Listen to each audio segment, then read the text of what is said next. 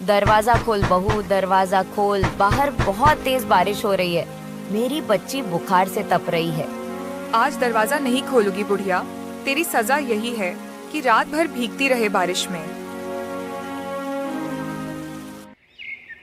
चंद्रपुरा राज्य में एक गांव था जहां एक बूढ़ी औरत धनवंती अपने दिन बिता रही थी।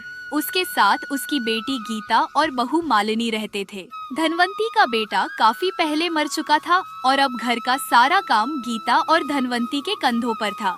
दिन भर गीता जंगल से लकड़ियां लाती और धनवंती घर के बाकी काम करती, लेकिन मालिनी जो घर में एकमात्र बहू थी आराम करती रहती थी और अपनी जिम्मेदारी से बचती थी।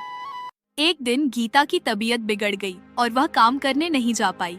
बुखार के कारण वह पूरी तरह से कमजोर हो गई थी। इस पर मालिनी ने दोनों माँ बेटी को घर से बाहर निकाल दिया। बाहर बारिश हो रही थी।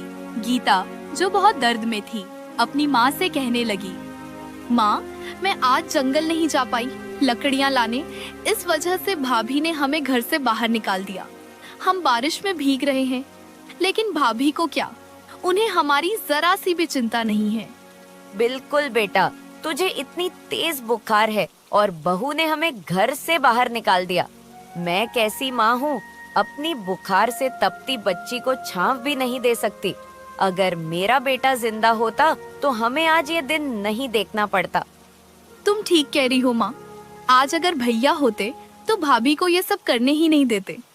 पर माँ, जब भाभी हमसे इतनी नफरत करती हैं, तो फिर हम उनके साथ क्यों रह रहे हैं? चलो ना कहीं और चलते हैं। तुम तो वैसे भी सारा घर संभालती हो, मैं बाहर का काम देख लेती हूँ। एक छत की बात है ना माँ, वो भी एक दिन हम खुद बना ही लेंगे। कम से कम रोज रोज भाभी की कड़वी बातें तो नहीं सुननी पड़ेंगी। बिल्कुल बेटा, हम कहीं और जा सकते हैं, लेकिन तेरी भाभी का क्या होगा? हमारे बिना उसका इस दुनिया में कोई नहीं है। वह अकेली रह जाएगी और तुम्हें तो मालूम है वह काफी गुस्से वाली है। गीता और धनवंती के दिलों में कई सवाल थे। इस स्थिति में वे चाहकर भी एक दूसरे को छोड़ नहीं सकते थे। वहीं दूसरी तरफ जमींदार के घर में आभा नाम की एक औरत अपने पति सुरेश के साथ बैठी रो रही थी। आज पूरे 1 साल हो गए थे उसकी सास को इस दुनिया से गए हुए। कभी कभी सोचती हूँ वो दिन भी कितना अच्छा था जब हम पूरे परिवार के साथ हंसते खेलते थे। मम्मी जी के जाने के बाद तो ऐसा लगता है जैसे सर से साया ही उठ गया हो। ऐसे परेशान मत हो भाग्यवान, वो जहां भी होंगी खुश होंगी, और ऊपर से तुझे ऐसे रोते हुए देखेंगी तो उन्हें बुरा लगेगा। कभी कभी तो मुझे ऐसा लगता है जैसे मैंने अपनी माँ को नहीं, तूने तेरी माँ को खोया है। ये तो समझने की बात है जी, सास भी तो माँ से कम नहीं होती। सुरेश ने सहमति में सिर हिलाया, फिर एक पल ठहर कर बोला, उधर धनवंती की बेटी है जो पूरे दिन जंगलों में लकड़ी बीनती है, आदमियों की तरह मेहनत करती है ताकि घर में कुछ खाने को ला सके। और धनवंती की बहू, वो तो दोनों माँ बेटी का जीना हराम किए हुए हैं। तो जी उनको अपने घर ले आइए ना। हमारे घर में फिर से माँ की आहट होगी, एक छोटी बहन का प्यार मिलेगा। ऊपर वाले का दिया सब कुछ है हमारे पास, किसी चीज की कमी नहीं है। कैसी बातें करती हो? परिवार परिवार होता है, और धनवंती की बहू तो ना घर का काम करती है ना बाहर का। भूखी मर जाएगी मगर मेहनत नहीं करेगी, बस ताने मारने और सास ननद पर जुल्म करने में लगी रहती है। और धनवंती सब सह सकती है, लेकिन अपनी बहू को कभी अकेला नहीं छोड़ सकती। उधर जैसे ही बारिश थमी, सुबह हो चुकी थी। मालिनी ने झोंपड़ी का दरवाजा खोला और गीता से बोली, सुबह हो गई है, अब जल्दी से जंगल जा या किसी के खेतों से सब्जी मांग के ले आ।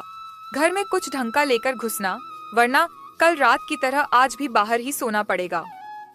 बहू, मेरी गीता पूरी रात बुखार में तड़पती रही।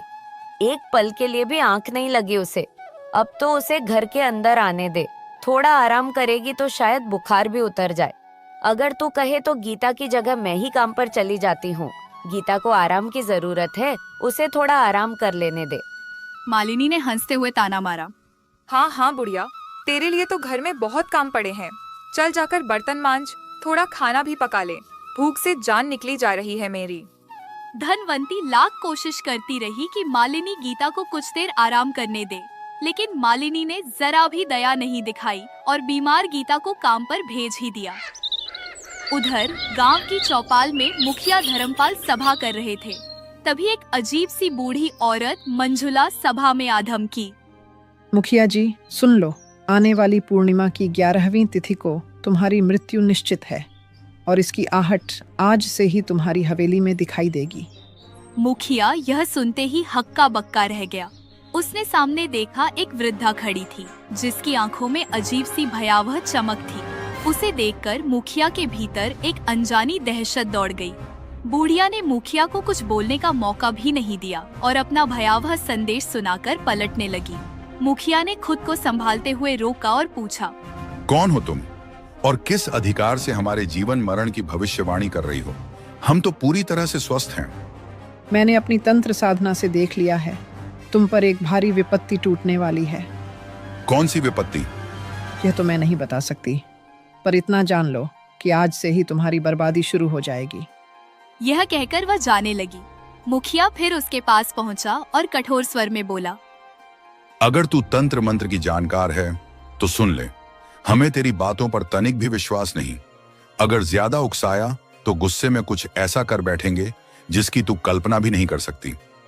तुम मेरा अपमान कर रहे हो मुखिया धर्मपाल, इसकी सजा तुम्हें अवश्य मिलेगी। मेरा काम सच बताना था, विश्वास करना या न करना अब तेरी किस्मत पर है।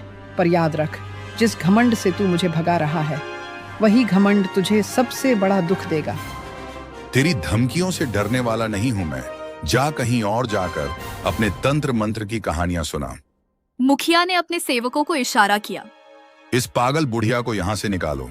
सेवक उसकी ओर बढ़े ही थे कि मंजुला एक अजीब सी रहस्यमयी हंसी हंसते हुए बोली, याद रखना मुखिया, आज की रात तेरा सुख चैन छिन जाएगा।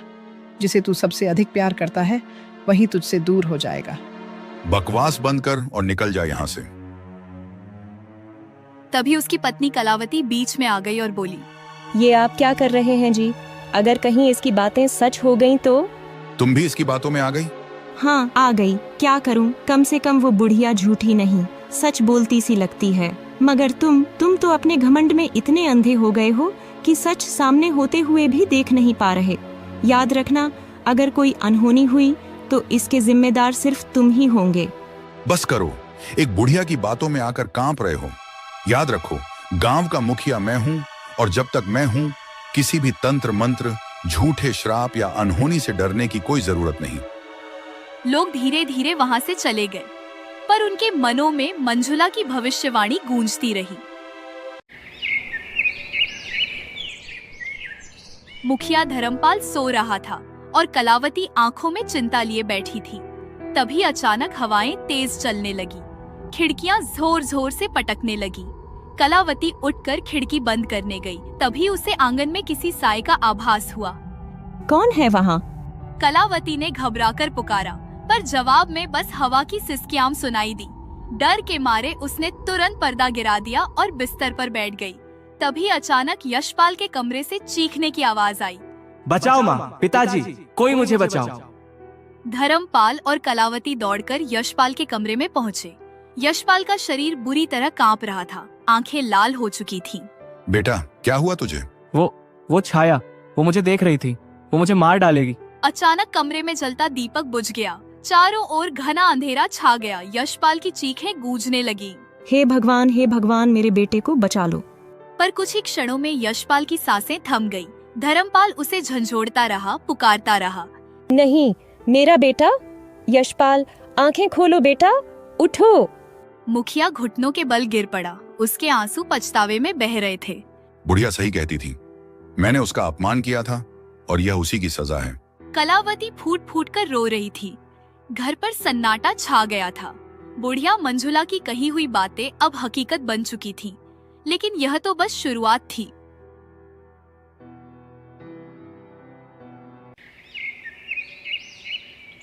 रघु, इस बार हमारी फसल अच्छी होनी चाहिए। मैंने बहुत पैसा लगाया है। मुखिया जी, कल रात अजीब हादसा हुआ, पूरी फसल बर्बाद हो गई। कोई काली आंधी आई थी। मुखिया भागते हुए खेतों की ओर गया। वहां पहुंचकर उसके पैरों तले जमीन खिसक गई। पूरा खेत उजड़ चुका था। यह जरूर किसी की साजिश है। पर मुखिया जी, लोगों ने एक काली छाया देखी थी। कहते हैं यह मंजुला बुढ़िया का श्राप है। चुप रहो, मैं इन बकवास बातों पर विश्वास नहीं करता। फसल की बर्बादी के बाद मुखिया ने व्यापार पर ध्यान देना चाहा, लेकिन वहाँ भी किस्मत ने उसका साथ छोड़ दिया। मुखिया जी, आपने जो सामान बेचा वो खराब निकला, हमें भारी नुकसान हुआ है। ये कैसे हो सकता है? मैंने अपने माल की खुद जांच करवाई थी। लोग कहते हैं आपके ऊपर श्राप है, अब हम आपके साथ कोई व्यापार नहीं करेंगे। व्यापारी गुस्से में वहाँ से चला गया। धीरे धीरे गांव में भी बातें फैलने लगी कि मुखिया के घर पर मंजुला बुढ़िया का श्राप है। एक बार फिर चौपाल में बैठक हुई। मुखिया जी अब इस पद के योग्य नहीं रहे, उनका बेटा मारा गया, फसल नष्ट हुई, व्यापार खत्म हो गया। मुखिया पर उस बुढ़िया का श्राप लगा है, इसलिए गांव की भलाई इसी में है कि मुखिया जी अपना पद छोड़ दें। सब ने सहमति जताई। मुखिया अवाक रह गया। अब उसके पास कोई रास्ता नहीं बचा था। मुखिया ने निश्चय किया, अगर सच में इस संकट से छुटकारा पाना है तो मुझे मंजुला के पास ही जाना होगा। मुखिया मंजुला बुढ़िया के पास पहुंचा। तो आखिरकार तू आ ही गया मुखिया। हाँ, मैं आ गया। तुम सही थी, मैंने तुम्हारा अपमान किया था, आज उसी की सजा भुगत रहा हूँ। मेरा बेटा चला गया, मेरा व्यापार खत्म हो गया और अब मेरा पद भी छिन गया। मुझे माफ कर दो मंजुला, मैंने तुम्हारी बात पर विश्वास नहीं किया। माफी मुझसे नहीं, अपनी करनी से मांग मुखिया। तूने मेरी चेतावनी का मजाक उड़ाया था, अब तेरी किस्मत ने तुझे जवाब दिया है। मुझे जो कहो करने को कहो, बस मेरे बेटे की आत्मा को शांति दो और इस श्राप से मुझे मुक्ति दिला दो। अब तुम समझा मुखिया, मेरे बिना कुछ भी संभव नहीं है, लेकिन चिंता मत करो, मैं तुम्हारी मदद जरूर करूंगी। मुखिया जी, तुम्हारे लिए मुझे सिर्फ एक सूती साड़ी और कुछ पूजा का सामान चाहिए, तभी मैं तुम्हारे बेटे की आत्मा को शांति दे सकती हूँ और तुम्हारे घर का अभिशाप भी खत्म कर सकती हूँ। ठीक है मंजुला, मैं सब कुछ लाऊंगा, बस तुम इस श्राप को समाप्त कर दो और मेरे बेटे की आत्मा को शांति दो। मुखिया सामान लेने चला गया और मंजुला की मुस्कान में एक कुटिलता थी। वह धीरे धीरे अपने आदमियों से कहने लगी, देखा तुम लोगों ने, मेरी चाल कितनी सफल रही। अब पूरा गांव मेरे सामने झुकेगा। बिल्कुल मंजुला, अब मुखिया भी तुम्हारे कहने पर चलेगा। उसे डर है कि कहीं उसकी परछाई भी उससे न भाग जाए। अब पूरा गांव तुम्हारे हाथों में है। मंजुला और उसके लोग हंसते हुए बात कर ही रहे थे, तभी मुखिया सामान लेकर वहां पहुंचा। मंजुला ने नकली दयालुता के साथ उसे देखा और कहा, मुखिया जी, चिंता मत कीजिए, मैं आपकी मदद के लिए हूँ, मेरी पूजा से सब ठीक हो जाएगा। मुखिया पूजा की सामग्री रखता है और मंजुला पूजा शुरू करती है। वह मंत्रों का उच्चारण करते हुए आंखें बंद कर लेती है, जबकि असल में उसका ध्यान पूजा में नहीं था, वह बस दिखावा कर रही थी। कुछ देर बाद मंजुला ने आंखें खोलकर संतोष भरे स्वर में कहा, पूजा पूरी हो गई मुखिया जी, आपकी प्रार्थना पूरी हुई है, अब आपके बेटे की आत्मा शांति से सो सकेगी। मंजुला, तुमने मेरे बेटे की आत्मा को शांति दिलाकर मुझ पर बहुत बड़ा उपकार किया है। मुखिया ने मंजुला को धन दिया और मंजुला अंदर ही अंदर खुश हो रही थी। अब उसके पास दौलत भी थी और वह पूरे गांव में डर का माहौल बनाकर अपना साम्राज्य स्थापित कर रही थी।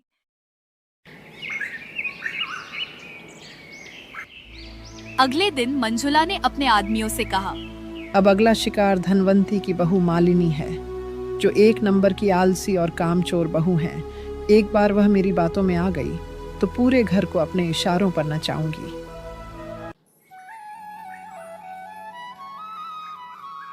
बिटिया कैसी हो? तुम तो बड़ी थकी थकी सी लग रही हो, क्या सब कुछ ठीक है? ठीक हूँ, बस काम की थकान है। ये तो होना ही था बिटिया, इतना घर का काम, ऊपर से अकेली जिम्मेदारियों का बोझ। लेकिन चिंता मत कर, मैं तुम्हारी मदद कर सकती हूँ। कैसी मदद? मेरी तंत्र मंत्र की सिद्धियों से कई लोगों के जीवन बदल चुके हैं। चाहो तो एक पूजा करवा दूं, इससे घर की सारी नकारात्मक ऊर्जा दूर हो जाएगी और सब कुछ तुम्हारे मुताबिक चलने लगेगा। पर माई, ये कैसे संभव है? तुम्हें मुझ पर भरोसा करना होगा। मैं तुम्हें एक ऐसा मंत्र सिखाऊंगी जिससे तुम इस गांव की रानी बन जाओगी। कोई तुम्हारी बात टाल नहीं पाएगा। तुम आज रात अपने सारे जेवर लेकर मेरे पास आ जाना, तुम्हारी किस्मत पलट जाएगी। ठीक है माई, जैसा आप कहेंगी वैसा ही करूंगी। मालिनी घर के भीतर चली गई। मंजुला के चेहरे पर एक कुटिल मुस्कान फैल गई। अब मालिनी भी मेरी मुट्ठी में है, अब यह भी मेरी कठपुतली बनेगी। जल्द ही मैं पूरे गांव पर राज करूंगी।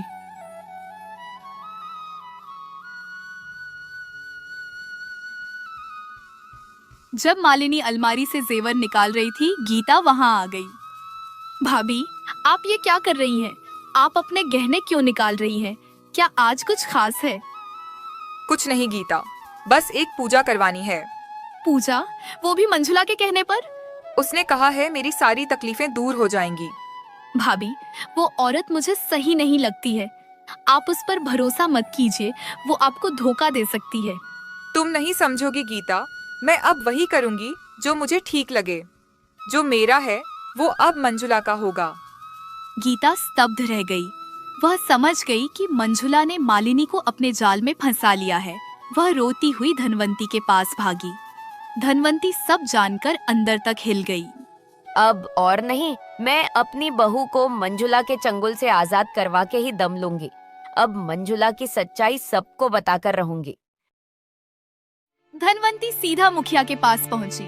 मुखिया जी, अब सहा नहीं जाता। मंजुला ने मेरी बहू को अपने जाल में फंसा लिया है।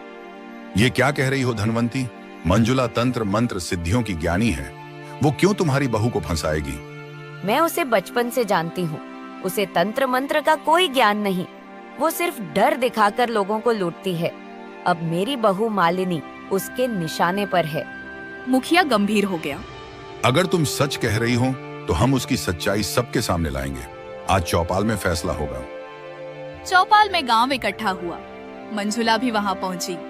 मंजुला, तेरा सच सबके सामने आ चुका है। तूने हमारे घर उजाड़े, बहुओं को बहकाया और अपना राज चलाने के लिए मेरे बेटे तक को मरवा दिया। बोल, क्यों किया ये सब? हाँ, मैंने किया है। मुझे मजा आता है लोगों की खुशियाँ छीनने में। अब तेरा खेल खत्म मंजुला। तेरे झूठ और अंधविश्वास की दीवार गिर चुकी है और अब तुझे इस गांव को हमेशा के लिए छोड़ना होगा। मैं चली जाऊंगी, लेकिन याद रखना, मैंने जो किया अपनी मजबूरी में किया। तेरी मजबूरी ने हमारे घर परिवार को तोड़ दिया मंजुला। तुम्हें इस गांव से निष्कासित किया जाता है। तू अब कभी गांव में कदम नहीं रखेगी। मंजुला ने स्वीकार किया कि उसने सब कुछ किया था और उसका खेल अब खत्म हो चुका था। गांव वाले मंजुला को सजा देने का फैसला करते हैं और उसे गांव से निकाल देते हैं। मंजुला हार मानकर गांव छोड़ देती है और सच्चाई की जीत होती है।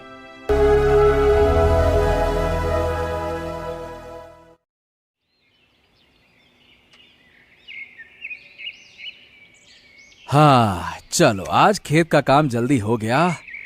चलो पास वाले तालाब में नहाने चलते हैं। बाप रे बाप, बड़ी गर्मी है।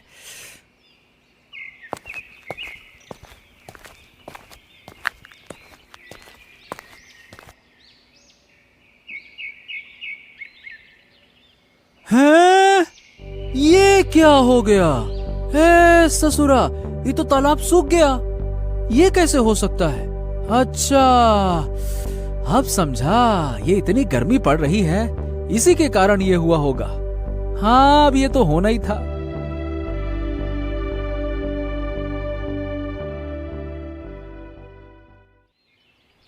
मुकेश भाई, ये यहाँ सूखे तालाब के पास क्या कर रहे हो? अरे भाई, ये तालाब कब सूख गया? मैं तो इसमें नहाने आया था। अरे भाई, 2 दिन की आग में ही ये तालाब सूख चुका है। और वो क्या है ना कि गर्मी इतनी पड़ रही है और कितने महीनों से तो बारिश भी नहीं हुई है। अब ये तालाब सूखेगा नहीं तो क्या होगा? हाँ भाई, तुम बोल तो सही रहे हो, लेकिन यार मतलब तालाब सूखने से हमारे खेतों में पानी नहीं जा पाएगा। हाँ भाई, ये बात तो है।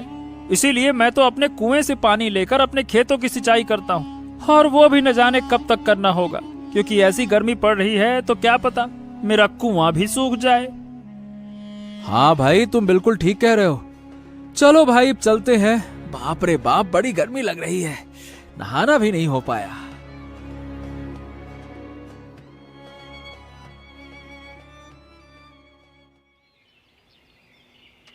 ये है सूरजपुर गांव। ये गांव हरे भरे खेतों, फलों के बागों से घिरा हुआ था। गांव के लोग मेहनती और खुशहाल थे। वो सुबह से शाम तक अपने खेतों में काम करते और अपनी फसलों को उगाते थे। गांव में एक राजा राज करते थे, जिनका नाम सूर्यसेन था। राजा सूर्यसेन दयालु और अपनी प्रजा का बहुत ध्यान रखते थे। उनका एक चतुर और अनुभवी मंत्री था, जिसका नाम बुद्धि सागर था। महाराज, आपके आदेशानुसार मैंने बादलपुर गांव के राजा को पानी और अनाज की भारी कमी की समस्या के ऊपर जानकारी भिजवा दी है। अब बस उनके जवाब का इंतजार रहेगा। हाँ, लेकिन महामंत्री जी, वो सब तो ठीक है, पर मुझे क्या लग रहा है कि हमें अब अपने खजाने को खोलना ही पड़ेगा गांव में आई इस समस्या को सुलझाने के लिए। अरे नहीं महाराज, ऐसा नहीं होगा, आप चिंता मत कीजिए। बस एक बार बादलपुर के राजा का जवाब आ जाए तो हमारी मदद जरूर करेंगे वो।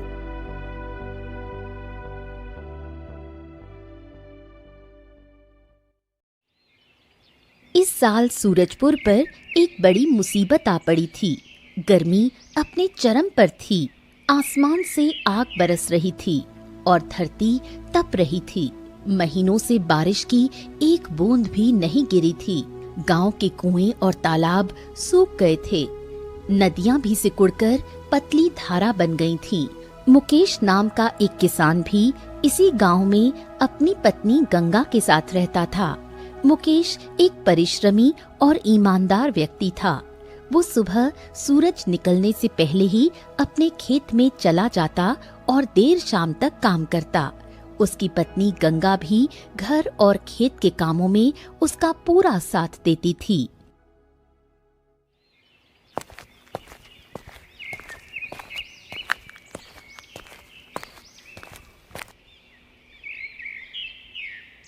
देखो मुकेश, अब कुएं में थोड़ा सा ही पानी बचा है। ये भी कब तक चलेगा? हाँ, क्या कहें गंगा, ऐसा लगता है कि धरती माता हमसे रूठ गई है। अरे हमारी सारी मेहनत मिट्टी में मिल गई। लेकिन मुकेश, गांव के और भी किसानों का यही हाल है। सब परेशान हैं। बच्चे प्यास से रो रहे हैं और जानवर बेहाल हैं। हाँ, अब क्या कहें गंगा, हमें तो कुछ समझ ही नहीं आ रहा। मैं तो मेहनत करने के लिए तैयार हूँ, लेकिन ये गर्मी देखिए, बिना बारिश के गर्मी, बाप रे बाप, सहन ही नहीं होती। क्या होगा भगवान।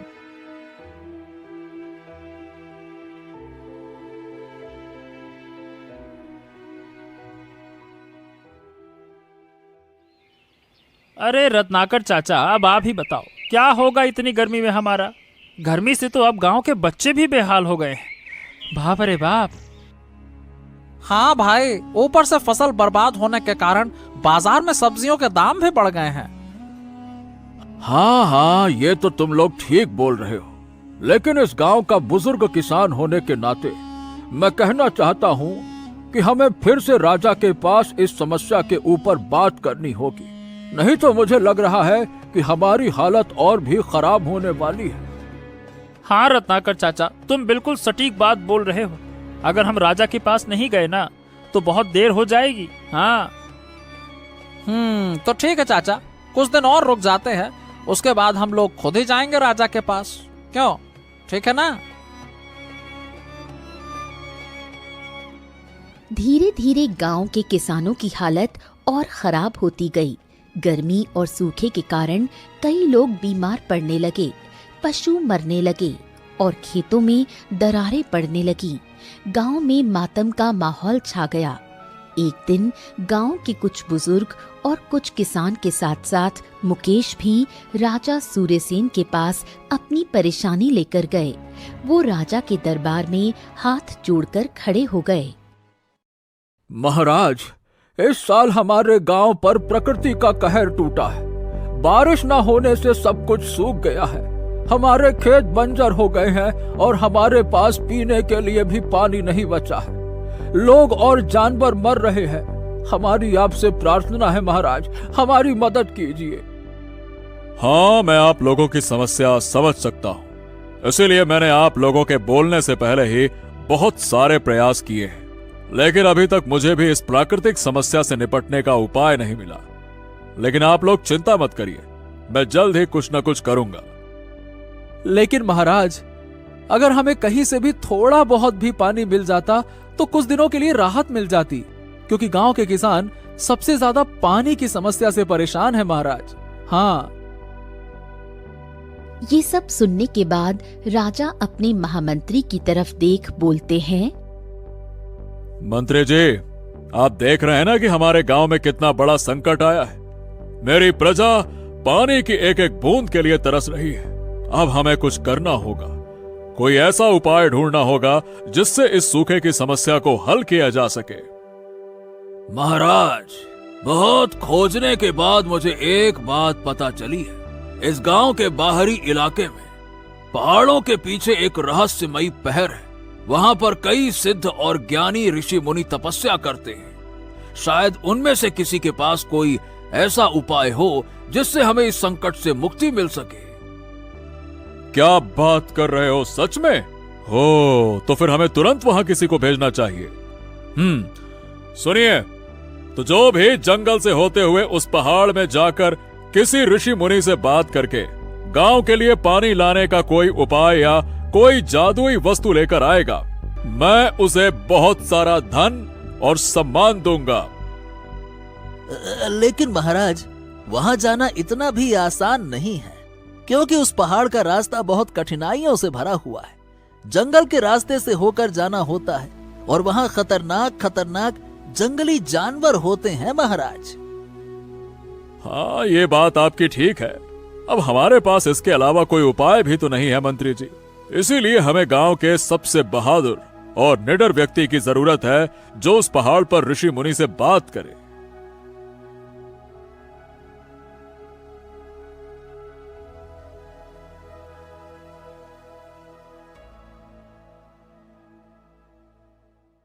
राजा ने तुरंत पूरे गांव में ये घोषणा करवाई कि जो भी व्यक्ति पहाड़ों के उस रहस्यमयी पहर में जाकर किसी ऋषि मुनि से मिलकर गांव के लिए कोई जादुई वस्तु या पानी लाने का उपाय खोज कर लाएगा, उसे राजा की ओर से ढेर सारा इनाम दिया जाएगा।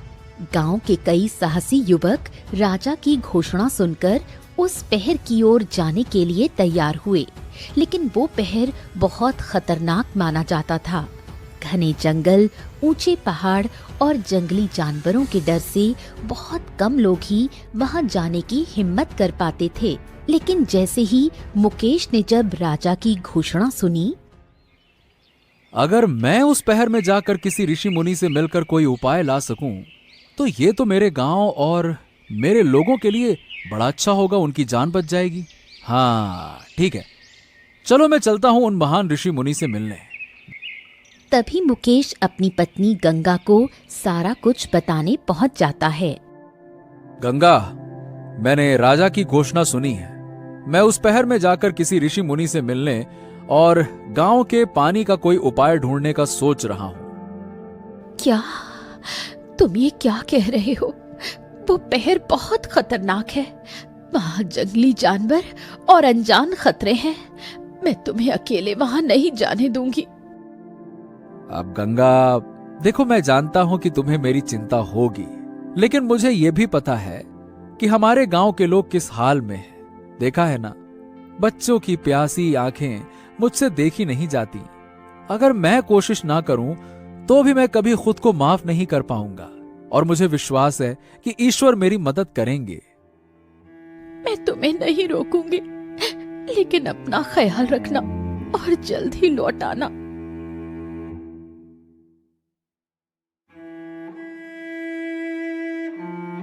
अगले दिन सुबह मुकेश ने अपनी पत्नी से विदा ली और उस रहस्यमयी पहर की ओर निकल पड़ा। उसका मन गांव के लोगों की चिंता और एक उम्मीद की किरण से भरा हुआ था। कुछ देर चलने के बाद मुकेश अपनी मंजिल की सबसे खतरनाक जगह पर पहुंचा, जो ये जंगल था। अरे बाप रे बाप, ये जंगल तो बहुत घना है और न जाने कौन कौन से जानवर यहाँ रहते होंगे। लेकिन मुझे यहाँ बहुत सावधानी बरतनी होगी, क्योंकि किसी भी वक्त कोई भी जंगली जानवर मेरे ऊपर हमला कर सकता है। हाँ, चलो यहाँ थोड़ी देर आराम कर लेता हूँ। बहुत तेज प्यास भी लगी है, लेकिन मेरे पास अभी तो थोड़ा सा ही पानी है। ठीक है, मैं काम चला लूंगा इतने पानी में ही। मुकेश जब जंगल के बीचों बीच था, जैसे ही मुकेश एक पेड़ के नीचे आराम करने बैठा, तभी उसके पास एक खरगोश आया। अरे अरे अरे, ये क्या? ये खरगोश तो मेरे पास ही आ रहा है। कहीं ये कोई जादुई खरगोश तो नहीं है? चलो इसे भगाता हूँ। अरे अरे अरे अरे, भाग भाग यहाँ से। हुर, भाग। अरे भाग जा, नहीं तो मैं बताऊं क्या? मारूं? हट मार। अरे नहीं नहीं नहीं नहीं दोस्त, मैं एक रहस्यमयी खरगोश हूँ और तुम्हें मुझसे डरने की कोई जरूरत नहीं है। वैसे ये बताओ, तुम कहाँ जा रहे हो? मैं वो जंगल के बाहर वाले पहाड़ों पे जा रहा हूँ जहाँ महान ऋषि मुनि रहते हैं। मुझे उनसे अपने गांव की समस्या के ऊपर कोई उपाय लेना है। अच्छा, तो तुम वहाँ जा रहे हो? ठीक है, तुम मेरे लिए एक काम करो। जब तुम उन महान ऋषि मुनियों से मिलोगे ना, तब उनसे पूछना कि मैं कब इंसानी रूप में आऊंगा, कब मेरा श्राप खत्म होगा। पूछोगे ना? हाँ हाँ ठीक है खरगोश जी, मैं उनसे आपके सवाल का जवाब जरूर पूछूंगा।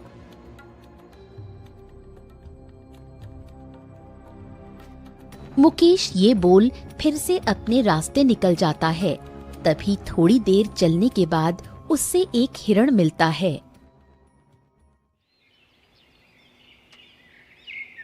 अरे भाई, क्या तुम मुझे पानी पिला सकते हो? मैं अभी बहुत थका हुआ हूँ, कल से कुछ खाया पिया नहीं। हाँ हाँ हाँ, क्यों नहीं हिरण जी, ये लो, थोड़ा सा पानी मेरे पास है, लो लो पी लो।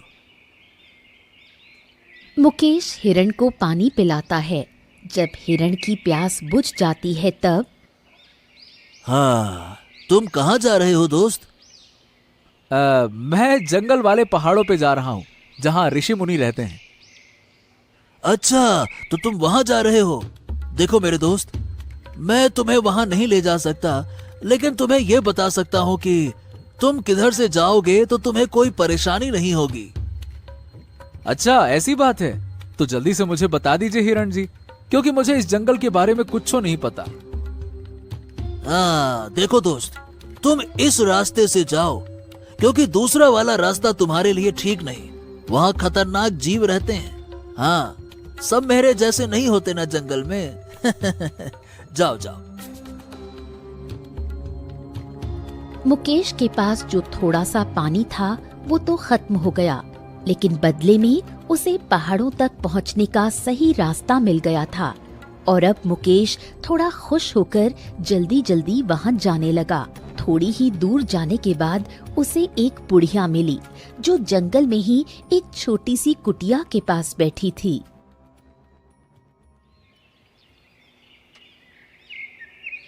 अरे बूढ़ी माँ, आप यहाँ जंगल में अकेले क्यों बैठी हैं? बेटा, मैं यहीं रहती हूँ, लेकिन तुम कौन हो और कहाँ जा रहे हो?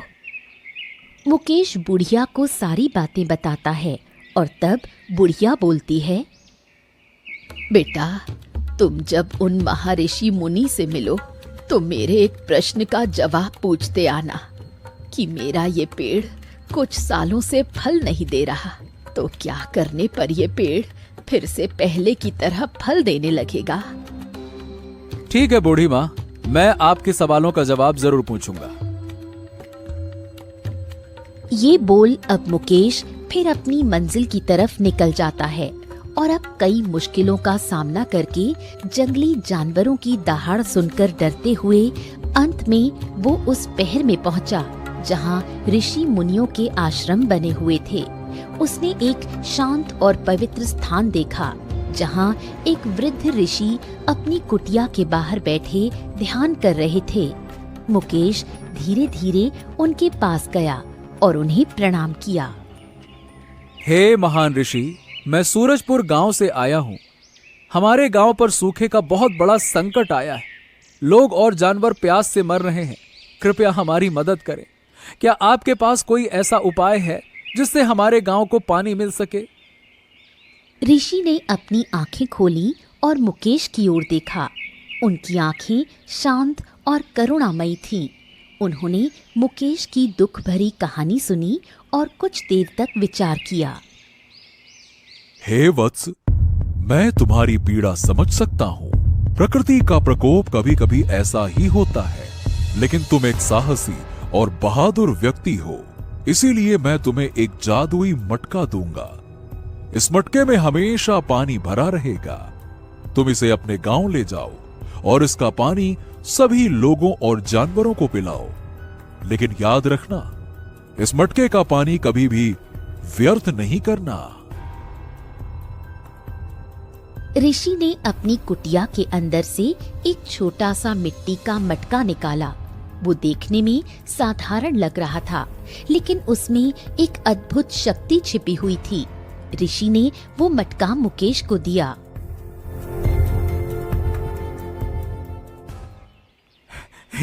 हे महान ऋषि, आपका बहुत बहुत धन्यवाद। आपने हमारे गांव पर बहुत बड़ा उपकार किया।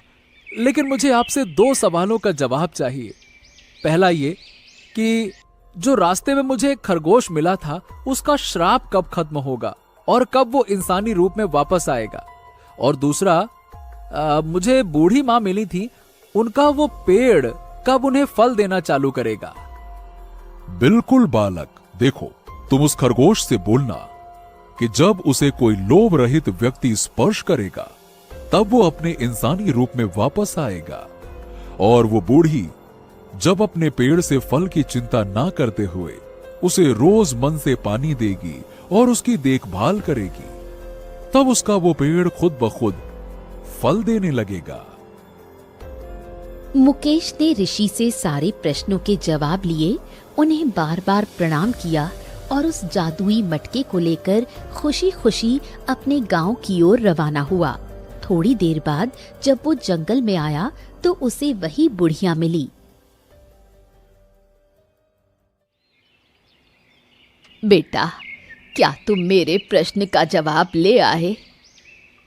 हाँ बूढ़ी माँ, मैंने महान ऋषि से आपके बारे में पूछा तो उन्होंने कहा कि आपको अपने पेड़ से फल की चिंता ना करते हुए उसे रोज पानी और उसकी देखभाल करनी है। ये पेड़ आपको एक दिन जरूर फल देगा। बस यही कहा उन्होंने। ये सुन बुढ़िया खुश हो गई और मुकेश अपने मटके के साथ गांव की तरफ चला गया। जैसे ही वो गांव पहुंचने वाला था, वहां उसे वो खरगोश मिला। दोस्त, क्या तुम मेरे सवाल का जवाब ले आए? हाँ दोस्त, महान ऋषि ने बोला है कि जब तुम्हें कोई लोभ रहित व्यक्ति स्पर्श करेगा ना, तो तुम खुद ब खुद इंसानी रूप में आ जाओगे। अच्छा, तो दोस्त तुम ही एक बार मुझे स्पर्श करो ना। मैंने तुम जैसा व्यक्ति आज तक नहीं देखा।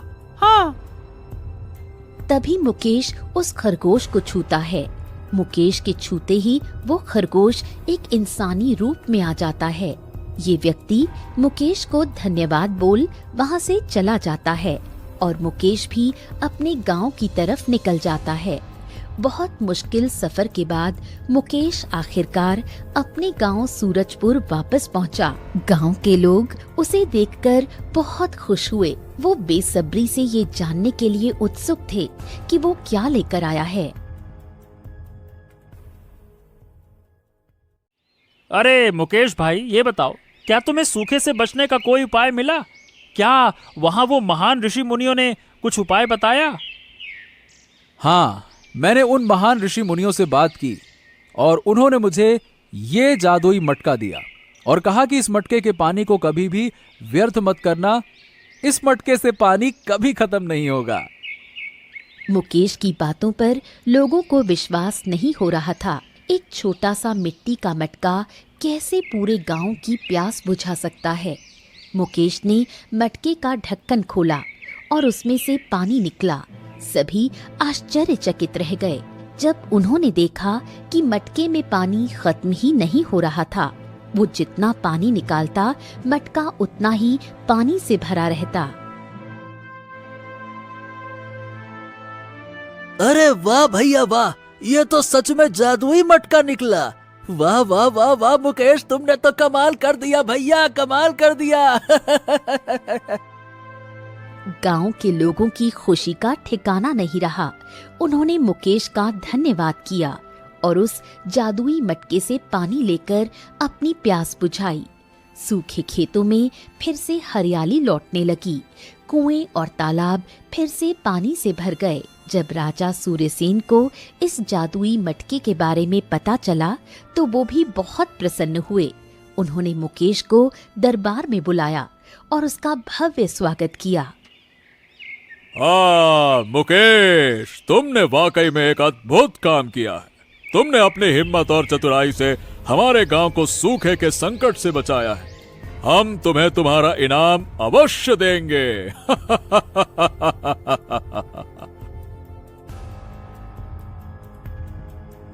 राजा ने मुकेश को ढेर सारा धन, जमीन और सम्मान दिया। पूरे गांव में मुकेश की बहादुरी और बुद्धिमानी की चर्चा होने लगी। जादुई मटके के कारण सूरजपुर गांव फिर से खुशहाल हो गया। लोगों के चेहरे पर मुस्कान लौट आई। मुकेश और गंगा भी सुख और शांति से रहने लगे। वो हमेशा उस ऋषि मुनि के आभारी रहे जिन्होंने उनकी मदद की थी। लेकिन ऋषि की बात मुकेश और गांव के लोगों को हमेशा याद रही कि उस जादुई मटके के पानी को कभी भी व्यर्थ नहीं करना है। उन्होंने हमेशा उस पानी का सावधानी से उपयोग किया और कभी भी उसे बर्बाद नहीं किया। हमारी कहानी आपको अच्छी लगी हो तो हमारे चैनल को लाइक और सब्सक्राइब करके एक प्यारा सा कमेंट जरूर करें। Thanks for watching.